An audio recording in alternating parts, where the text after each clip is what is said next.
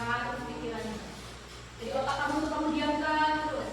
Di kelas 10 itu sudah sering bilang kan, otak kamu tuh saat kamu dikejutkan ya, eksplor sedikit gitu. Nah dengan cara apa bentuknya? Saran itu. Jadi di sini langkah-langkah membuat poster. Tentukan pesan utama. Jadi nanti anak-anak kami akan membagikan ke dalam 3 kelompok. Jadi 11 kelompok. Jadi nanti 11 kelompok kita akan bagikan ke dalam 3 lagi. Jadi 3 tema. Jadi nanti ada 3 atau 4 kelompok itu punya satu tema yang sama. Jadi di situ fokus pada nilai karakter dan kecerdasan pelajar yang ingin disampaikan. Di langkah-langkah membuat poster. Yang kedua itu visual yang menarik, dibaca dari berbagai. Yang ketiga itu kata-kata persuasif. Kata persuasif ini kata-kata yang bagaimana sih? Kata-kata yang bagaimana? Saya bisa baca di depan. Apa itu kata-kata persuasif? Tidak dibaca. Yuk, setrum otak kamu. Setrum otak itu. Nah, apa itu? Masa baca? Kata teks yang singkat, padat dan memotivasi atau diterima. Ya, jadi di dalam poster itu harus ada kata-kata persuasif. Persuasif itu ajakan, benar ya Bu ya? Ya, ajakan. Kata-kata ajakan, jadi itu mengajak. Jadi kenapa tadi kita contohnya dengan tadi pertandingan futsal?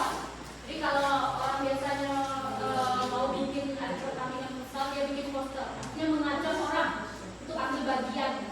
Jadi di sini jadi kamu menggunakan kata-kata persuasif, yaitu kata-katanya singkat, padat dan motivasi. Jadi tidak perlu panjang-panjang, hanya beberapa kata, tetapi kata-kata ini mampu memotivasi, mampu menggugah waktu orang bacanya, orang menarik begitu. Nah yang keempat ini kolaborasi lintas novel. Di sini kolaborasi lintas novel nanti yang kata itu tadi kami akan membagikan ke dalam 3 tema. Jadi ada 3 kelompok. Jadi kelompok 1 ini nanti fokus ke digital, kelompok 2 ke pahlawan, yang kelompok 3 ke misalnya ke kebumian. Nah, di sini ada contoh pesan poster. Jadi ini contoh. Jadi contohnya di sini ada yang pertama itu disiplin dan berprestasi. Jadi kata-kata yang dibuat di dalam poster itu hanya bangun pagi, raih prestasi. Itu aja kata-katanya di dalam poster. Jadi kata-kata ini diharapkan itu mampu mengajak orang untuk bangun pagi dan meraih prestasinya. Jadi kata-kata ini mampu untuk memotivasi orang. Ketika orang membacanya, mereka termotivasi. Oh iya ya, saya harus bangun nih, saya harus meraih prestasi saya. Ini salah satu contoh. Yang kedua itu bersikap santun, ciptakan harmoni. Yang ketiga rajin membaca, pintar berkarya.